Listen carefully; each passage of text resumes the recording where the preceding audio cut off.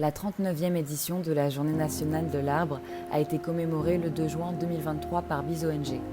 Cette journée a été marquée par divers événements officiels dans la commune de Kétou, mettant en lumière la forêt sacrée Kuvinzu et son importance pour la préservation de nos écosystèmes et de notre santé. Mesdames et messieurs, la relation entre la santé et les arbres n'est plus à démontrer. Les arbres jouent un rôle capital pour notre suivi et pour notre épanouissement. Les arbres purifient notre environnement de ces gaz nocifs en captant en partie les fines particules polluantes en suspension dans l'air.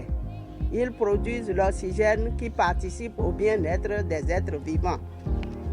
Les arbres participent à l'amélioration et aussi à la protection de la structure des sols, limitant de ce fait leur appauvrissement et les risques d'érosion.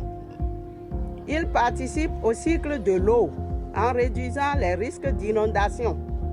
Grâce aux multiples vertus médicinales qu'ils ont, les arbres constituent des remèdes efficaces contre les maladies. Célébrer l'arbre, c'est célébrer la nature. Aujourd'hui, 2 juillet 2023, nous sommes en train de célébrer la journée nationale de l'arbre à Kuvinzu en différé. Comme vous le savez, la tradition veut qu'à cette date, chaque citoyen et chaque citoyenne béninois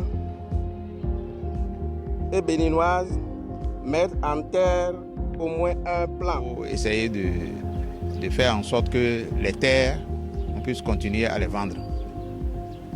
Et dès que ça prend cette dimension-là, tout le monde doit pouvoir se lever, sinon, au bout de quelques années, cette forêt qui constitue une zone de protection pour nous, si cela venait à disparaître, ce serait extrêmement grave.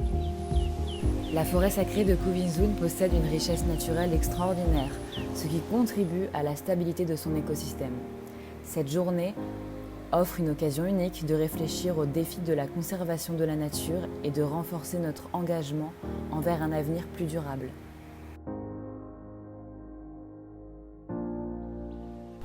Malheureusement, ces écosystèmes sont menacés par la déforestation, l'exploitation illégale des ressources forestières et le changement climatique, mettant en péril la santé de notre environnement et la vie de nombreuses espèces végétales et animales.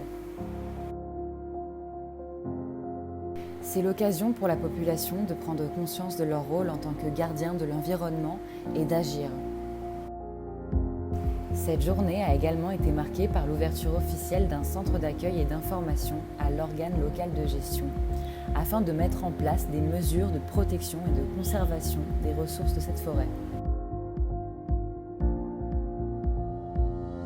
Plus de 5000 plants d'essence autochtones ont été mis en terre par les autorités locales et la population.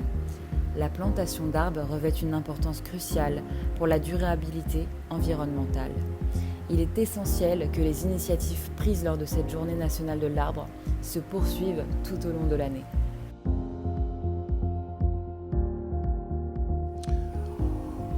Pour la commémoration de la Journée nationale de l'arbre, édition 2023, nous avons décidé de faire une forte mobilisation autour des enjeux de la conservation de la forêt sacrée Kuvinzu à Dakwalamewe.